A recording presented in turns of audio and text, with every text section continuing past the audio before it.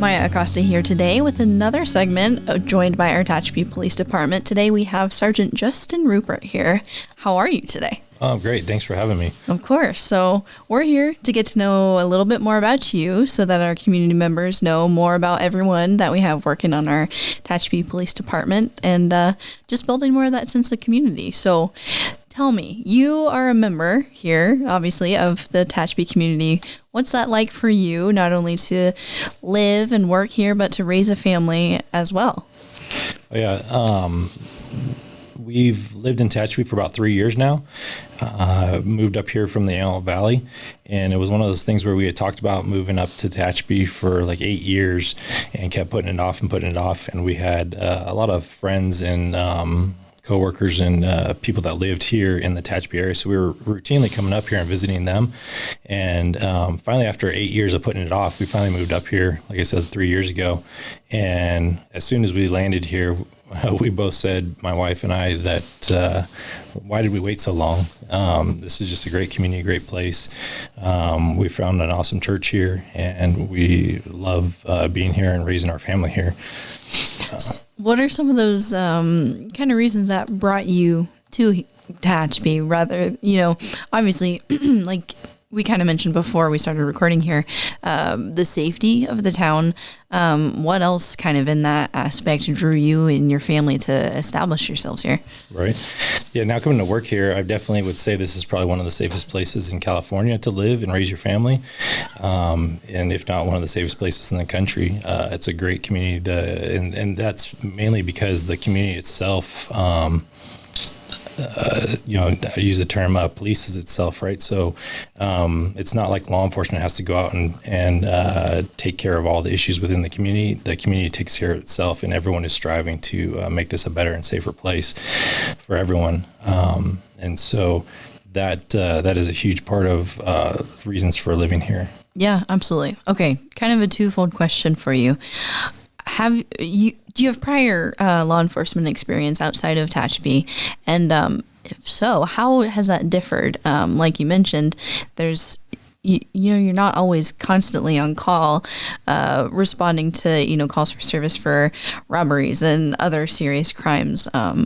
That's more of a, I don't know that I'd say rarity, but not a commonplace thing. So, What's that like? What's been your past experience and then now compared to where you're at here? So yeah, like you said, I worked for 15 years for LA County Sheriff's Department. That's where I started in law enforcement and did obviously an extensive amount of time there. Most of that time I spent in the Lancaster area, working for Lancaster Station. And that is one of the busiest, if not the busiest stations in LA County. And so, like you kind of referenced, you're running from, shootings to robberies to burglaries constantly. Coming here to Tehachapi a year and a half ago, it's a breath of fresh air getting to serve my community here. The appreciation from the community here is definitely felt on a daily basis. Routinely, if you're on a traffic stop or on a call for service, you'll have a dozen citizens drive by and yell thank you out their window, or stop and shake your hand and tell you thank you for your service. So this community is highly supportive of the police department and what we do. And I feel like we have a very good relationship with our community here, and our ability to serve that community is better with the great working relationship that we have. Yeah, absolutely. And I think a big part of why, that connection, that relationship that the police department has with the community is because you all play such a big role in being present in the community in those good ways, whether it be, for example, like last week, some of the officers helped deliver food for the Rotary Club's food distribution. And there's countless other events or just opportunities like that for the police department to give back to the community that, supports them, and then vice versa, you protect them. So to you, what's it like to be able to be a part of the community in ways like that? Right. My working here and living here is definitely a huge plus. Things like the community involvement here that you're talking about.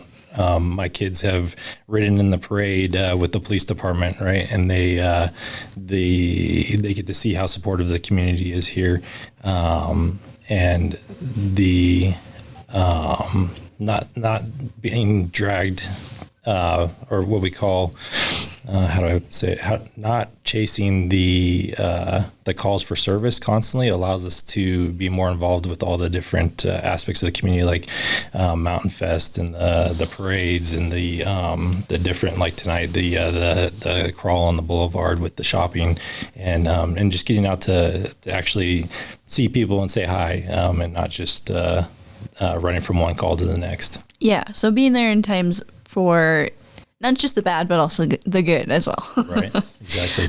A question about the holiday patrols that you all have been doing recently. How has that been going? Just kind of from your perspective, what's that been like? Ensuring that all of our local businesses around town are kind of feeling that extra security, and shoppers as well. Right. Yeah. As everyone probably knows, that retail theft is high in California and even high across the country. So we have been doing additional patrol services for all of our retail shopping in the city. That is another way that we get out and just say hi to our local businesses and make sure they're doing well. And it also reduces our crime here in the city. We do a really good job, I think, with deterring and investigating retail crime here. It's probably one of our main crimes that does occur here in the city, is retail crime. And that is generally done by suspects from outside of our area. But because of the fact that our crime is very low here, it gives us more time to investigate those incidents. And we do have a very high solve rate on a lot of those crimes. So I think we're doing really good. And I think our retail centers do appreciate what we're doing for them. Yeah, absolutely. And I don't know if this is kind of I don't know, really deep, something to get into, but since I guess I started working, here for the city, it, I guess, has never been anything that I'd really thought about prior, of how, like you just mentioned, a lot of the crime that does occur within city limits are from people not from the city, that are, passing by, driving down the 58, whether it be, whatever direction it is, or destination that they're coming to or from. How does that sort of traffic, those sort of crime patterns affect, your daily procedures within responding to calls? So we're definitely a proactive police department. So we're out and about most days, all day, and trying to stand in that gap between good and evil, right? And the people that come from out of the area to then steal from our stores, we do have several of our shopping centers have their own loss prevention that work somewhat hand in hand with us. And because of our proactivity and then the fact that our response times are very good, generally if they have a theft that is occurring at their store and they call us, we're there within a few minutes. And that does allow us to catch most of the criminals who are doing these crimes. Then also with their surveillance cameras and things like that at their retail stores, we're able to use that to investigate crimes that where the suspect has left the area before we arrived. And that all those things coupled together with our detectives that follow up on these cases, where we, like I said, we have a very high solve rate. Yeah, absolutely. And would you say, I guess it's kind of a common assumption or trend that this time of year retail thefts spike, or for example, like porch pirates and all of that fun stuff. Do you have any, words of wisdom, advice, thoughts on kind of holiday safety, crime prevention of the sorts? Right. So yeah, most of our crime being, retail theft or like property crime in general, as far as you go to sleep at night, you come out the next day and your car's been burglarized, or like you said, you got a package delivered from Amazon and now it's gone. Those type of crimes, they're all what we call property crimes. One of the biggest things you can do with those is just try to, what we say, harden your target, make it harder for the people to steal your property, right? So locking your car at night, having good lighting outside, even investing in a camera or alarm system, for your house. Those are all things that harden your home and harden your property from and deter crime, right? And it also, even if somebody is brazen enough to come and steal your package on camera, then we have the ability to just have some type of follow up and try to attempt to locate that suspect. So those are all some steps that you can take to invest in your own personal property and your own safety. Some other things you can do is, like, if you're going to be out of town over the holidays, you can always contact the police department and ask us to do patrol checks, vacation checks on your property. Oh, okay. And then we'll actually send units by a few times a day to check your property to make sure everything looks okay. There's no suspicious vehicles there, or your front door's not wide open, that type of thing. So, well, that's awesome. I had no idea that was a thing. So very good resource to know about. And that's not something that you would be able to receive in a bigger city. So correct. Another very, beneficial perk to living and working and, residing in a small community like Tehachapi. I'm curious to know, what kind of brought you into law enforcement in the first place? What is this something, as a kid that you knew you wanted to grow up and be a police officer? Or how was that? So I grew up in a law enforcement home. My dad did 30 plus years in law enforcement. He started in New Jersey, moved to California, and then he got on after a few years with Los Angeles County Sheriff's Department, and he did a full career with them. So I had multiple uncles who had done full careers in law enforcement, and it was kind of something I had grown up in, but I initially didn't think that was going to be the career path for me. So I started going into more of like a civilian world. And then around the time of the initial recession, like 2007, I had lost a job that I had in the civilian world. And my dad was like, "Oh, you should apply to the sheriff's department." And I'm like, "Nah, it's okay. I'll keep doing something else." And just as some time went by, I was like, "Oh, you know what? Let me give this thing a try." And I applied to the sheriff's department, ended up getting hired, like I said. And now I look back and I really believe that was my my calling in life to serve communities as a peace officer. And I believe it's my God calling to do that. Yeah, absolutely. And it's interesting talking to just all sorts, coworkers, family, friends, whatever. It's interesting to see how people kind of reach that point that, like, oh, I'd never do that job or whatever it may be. And then something changes in their life, something happens, and then they're kind of put on the right path to just be put to whatever that is their calling is. So very interesting. And, we're happy that you wound up here. Yeah, it definitely, it's nice to definitely serve my local community and not be driving an hour to work and an hour back. Yeah, and, that definitely helps. Yeah, right. Those commutes are brutal. Right. So as a sergeant, what was kind of the career growth pipeline for you? Was it something that you always aspired to be a sergeant, or how'd you end up here? So yeah, I kind of, I guess you could say some of the natural progression of law enforcement is that you start out, really boots on the ground. I started out as a deputy, or, people start out as officer. And then I put a lot of time on the streets. I eventually worked as a school resource officer at several large high schools down in the Antelope Valley. And then the way LA County had is they had what they call bonus deputies, or first line supervisors. So I became a team leader, and I was supervising a team of like 15 deputies that worked all of the high schools in the Antelope Valley and all of the elementary schools. And then when the opportunity came to come up here to Tehachapi, the current chief at the time asked me if I was willing to come on as a sergeant here, which I was definitely willing to do. And I had already had the experience supervising personnel on a fairly large scale.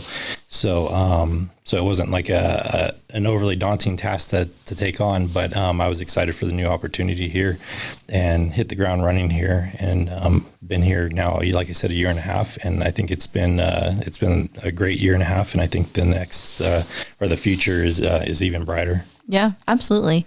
What was it like being a school resource officer? I feel like that's such a unique job that, I mean, I remember growing up and I could remember my SROs by name, and they have, I feel like, such a pivotal role in the lives of, the kids that, whatever school it may be. So what was that experience like for you? Yeah, it's a interesting position because I think if you look at the mainstream media over the last 3 or 4 years, they've tried to make it sound like and look like the SRO is what they call the pipeline to the prison system, and that's not the truth at all. I had very good relationships with all the kids that I dealt with on my school campuses, and an SRO is definitely different than a normal patrol officer. An SRO is not doing what they call proactive police work. It's more of it's a lot of counseling, it's a lot of mentoring, a lot of trying to help kids into their future, and so you could say that the biggest quote problem causers on a school campus were some of the kids I had the best relationships with, right? I knew them all by name. I knew their parents. I knew where they lived. I was routinely checking in on them, trying to mentor them forward towards a positive future. And even the ones that, let's say, had to be detained and actually taken to juvenile hall or something like that because of the crimes they committed, those ones still, if I saw them out on the street after they got released, would say hi and be willing to talk to me and tell their friends, like, hey, this my SRO is a good dude. So, yeah, it's a huge relationship builder, and you build some of the large schools in the Antelope Valley that I worked have 3,000 students. And when you talk about staff there too, you're talking to almost a little city with 4,000 people. And so you joke that you're like the town sheriff of a town of 4,000 people. And it's really what you are. But just building those relationships with the professional staff there, the students and everyone else, it's definitely a job that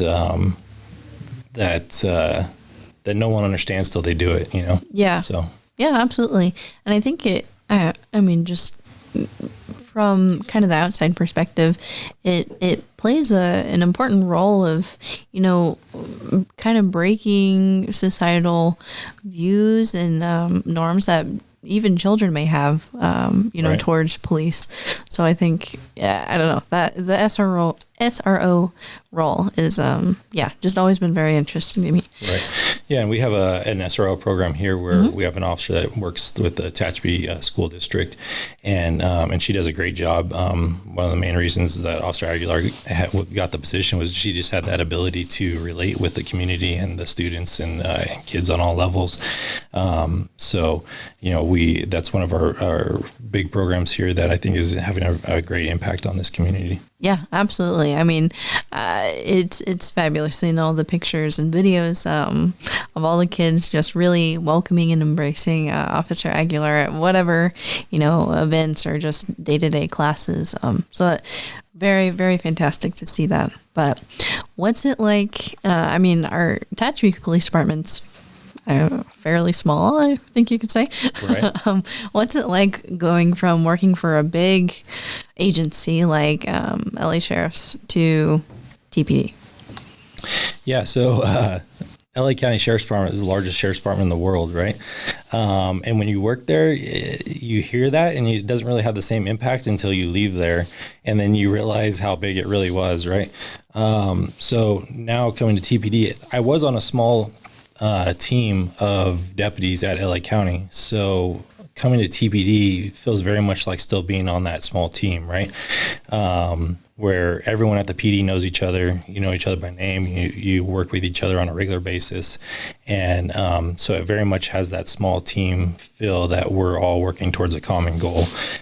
So that transition wasn't that hard as far as that goes. And really none of the transition was hard. It was eye-opening as far as now, if I go to LA County, you would go to training and it was all in-house and there was 200 other deputies there and the department put on all the training.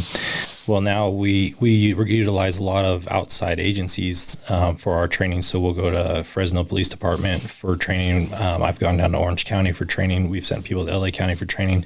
But you kind of get to go around and see these other agencies.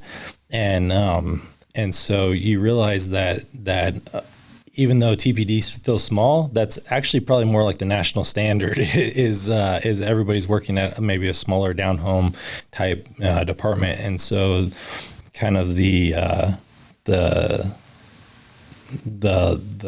difference, LA County is this big machine that's all by itself. And then you have these small agencies that are just going about doing their job and doing it well, So, and I've said since coming here that I believe that Tehachapi Police Department is a premier small agency in the Kern County area and probably even the state. One of the just well ran, well organized, doing a great job for their community, and it's been a great experience. Yeah, absolutely. And I mean, as you mentioned, doing the trainings throughout different local-ish agencies, but we did recently have 3 recruits.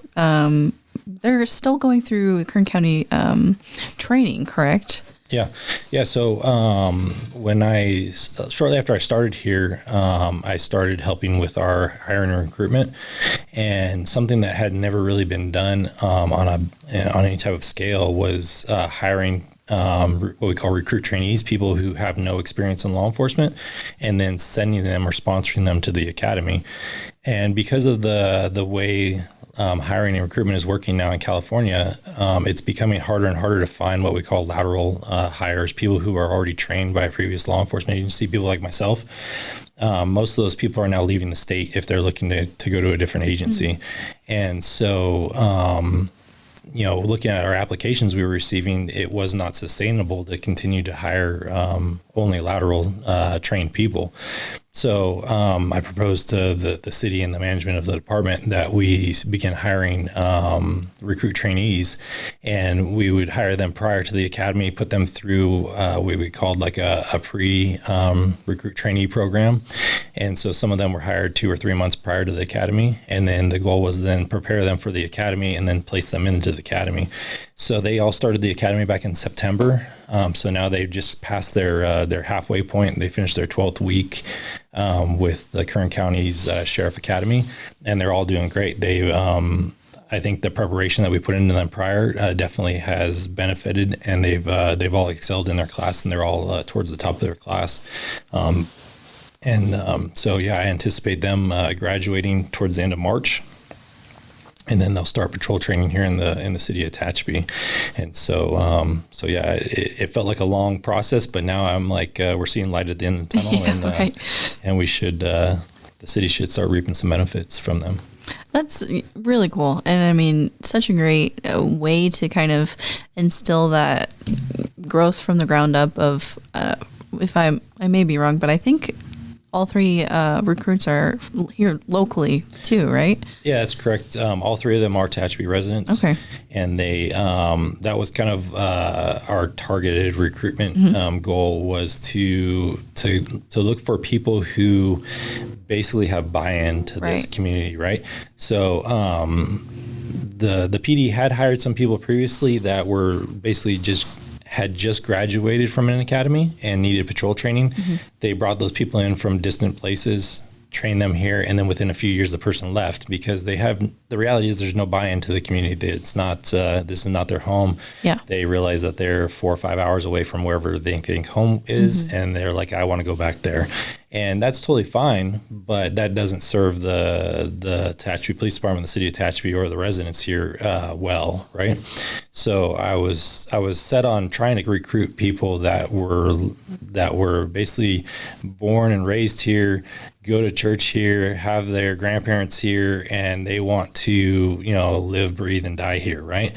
And Tehachapi is the greatest thing. In California or the country, right? And so as we went through the process with applicants, once we opened up the process to recruit trainees, we actually got flooded with applications, and still are getting constant inquiries from local kids who are like, I want to work here, right? And so we hired the first 3. And like I said, they're in the academy now, but they're all excited to continue their eventual career here. Very cool. And did you get to play kind of a role in doing some of the oversight in their training while they've been down at the Kern County Academy? Yeah, so a new thing that we had started too, along with we basically had to build a relationship with Kern County to number one, determine like what's it going to take to get our recruits into the academy there, but then also being a small PD, we wanted to look for opportunities for our officers to have some outside experiences and growth in their own career, and so we talked with the Kern County Academy staff about sending one of our officers down there as a recruit training officer, basically a DI and they can have a drill instructor in the academy. And they were extremely excited to have us send someone as a drill instructor, and we put one of our field training officers through the training program to allow him to be able to go down there and work as a drill instructor. So he's been going down there once a week usually on Mondays, and he works as a drill instructor for the academy, and that allows him to gain more experience there and more training there. And then he also is able to have a firsthand view of how our recruits are doing and maintain the relationship with them. So that way they're not in an academy for 6 months. We have no idea where or where, what they're doing. Right. We're able to actually have a firsthand role in their training and the experience. Yeah, no, that's very cool. I was just thinking about that the other day, looking through kind of the year in review of, all the events, everything that citywide and PD-wide that has been accomplished, just kind of looking through pictures and seeing pictures of the recruits back in, I don't know, September or something. It must have been September or maybe August. And I was like, hey, I haven't seen them in a while. Wonder how they're doing. But, yeah, we definitely, it was nice having them here because they were able to help out with a lot of the PD's community events. So they usually ran our booth at Farmers Market. So a lot of the community probably saw them out there and had talked to them.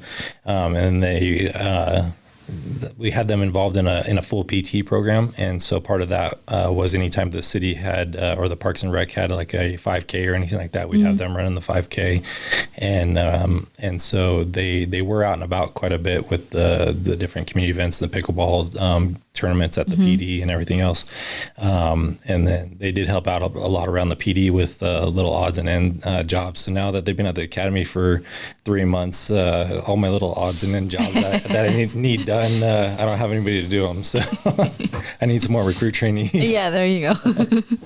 Well, very cool. I mean, it's great to hear, kind of all of the behind the scenes and what goes on into building and maintaining such a well-ran department that we have here in Tehachapi. So any final thoughts, any messages, anything in closing here? Yeah, no, I just appreciate the opportunity to come out here and be a part of Tehachapi. Like I said previously, the time here in Tehachapi as a resident and as an employee of the city have been nothing but great, and I highly encourage anyone who's considering moving to Tehachapi to stop putting it off and do it. And then if you're interested in a career in law enforcement, you could always reach out to me. My email is on our website, but it's JRUPPERT@tehachapipd.com. And I'd be glad to help you out with any questions you have. Perfect. Well, thank you again, Sergeant Ruppert, for coming in today. And you heard it here first. Tehachapi's a place to be and to live and work. And also, if anybody listening has any questions, comments, or any ideas for topics here on the show, be sure to email us at media@tehachapicityhall.com. And we will see you next time. Thanks. Thank you. Merry Christmas.